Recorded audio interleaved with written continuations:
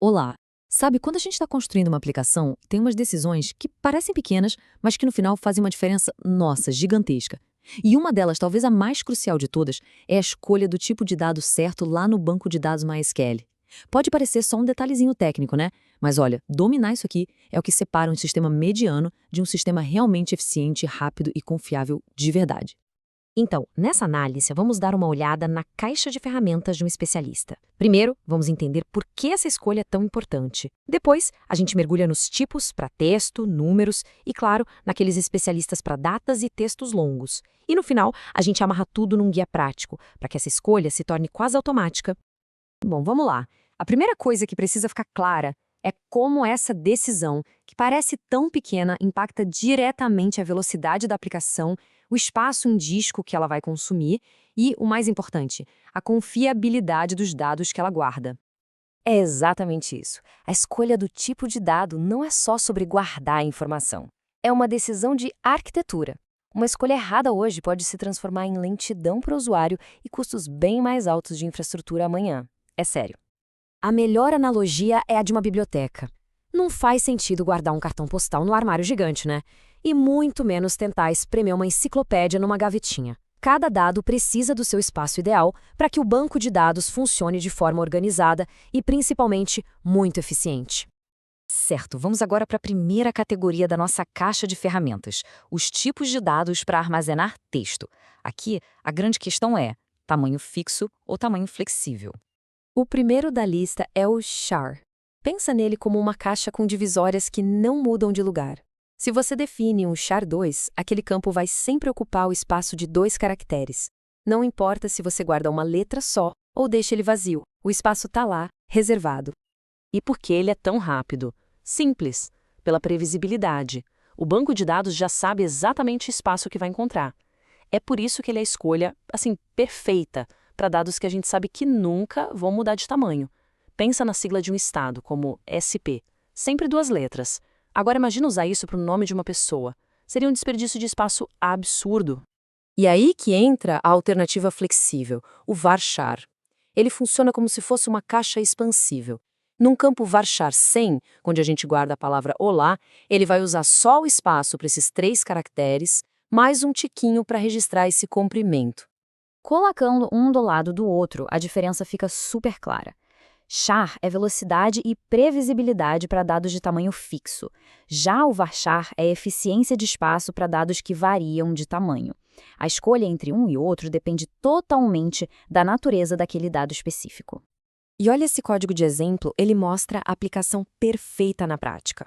Numa tabela de usuários, a sigla underline estado é ideal para um char2, porque vai ter sempre 2 letrinhas. Já um e-mail, bom, esse é um caso clássico para varchar, porque o tamanho de um e-mail pode variar demais, né? Beleza, saindo um pouco do mundo dos textos, vamos entrar agora na seção numérica da nossa caixa de ferramentas, a linguagem universal dos números. O tipo mais comum por aqui é o INT, de integer, ou inteiro. Ele é basicamente o pilar para qualquer coisa que a gente precise contar: usuários, produtos, cliques, o que for. Números inteiros sem casas decimais. Simples assim. E os usos são praticamente infinitos. É o tipo padrão para chaves primárias com alto incremento, para contar a idade de uma pessoa, a quantidade de um produto em estoque ou até quantas vezes alguém tentou fazer login sem sucesso. Mas e quando a gente precisa de precisão decimal?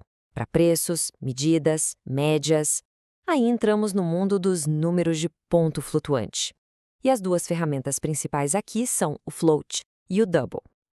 Então, qual é a jogada aqui? É um equilíbrio, sabe, entre espaço em disco e precisão. O float, ele é mais leve, ótimo para medições onde um arredondamentozinho não vai quebrar o sistema. Já o double, bom, ele gasta mais espaço, mas a precisão é muito maior, o que é essencial para cálculos científicos, por exemplo. Ah, e uma dica de ouro aqui. Quando o assunto é dinheiro, preços, esquece float e double. O tipo certo é o decimal. Ele foi feito exatamente para isso, para não ter aquele rinho de arredondamento que pode dar uma dor de cabeça danada em sistemas financeiros. Precisão total.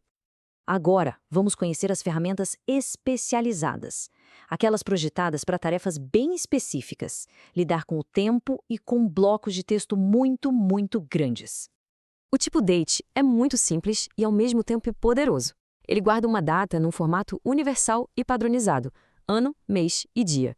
E essa estrutura não é por acaso não, hein? Essa estrutura permite que o banco de dados realmente entenda o que é o tempo. Com isso, fica muito fácil calcular a diferença entre duas datas, ordenar eventos em ordem cronológica ou filtrar todos os pedidos de um mês específico. É uma inteligência que um simples texto jamais teria. E para aquelas situações em que o varchar simplesmente não dá conta. Quando a gente precisa guardar o conteúdo inteiro de um artigo de blog, uma descrição de produto com vários parágrafos, ou um comentário bem longo de um usuário. Bom, para isso, a ferramenta certa é o Text. O tipo texto é o especialista em conteúdo longo. O ponto de atenção aqui é que, pela natureza dele, ele não é tão otimizado para buscas rápidas. Por isso, no sistema bem projetado, as buscas e filtros são feitos em colunas mais curtinhas, como um título ou uma categoria, e não no conteúdo completo do texto. Fica a dica. Ok, a gente explorou as principais ferramentas. Agora, vamos juntar todo esse conhecimento num guia de referência rápido, um verdadeiro mapa para garantir que a escolha certa seja feita sempre sem erro. Esse quadro aqui resume tudo. Cada tipo de dado tem um propósito, um porquê.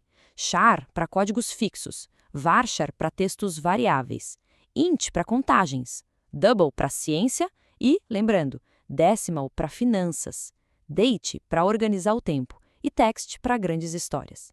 Entender e aplicar essa lógica é a marca de uma arquitetura de dados profissional e muito eficiente.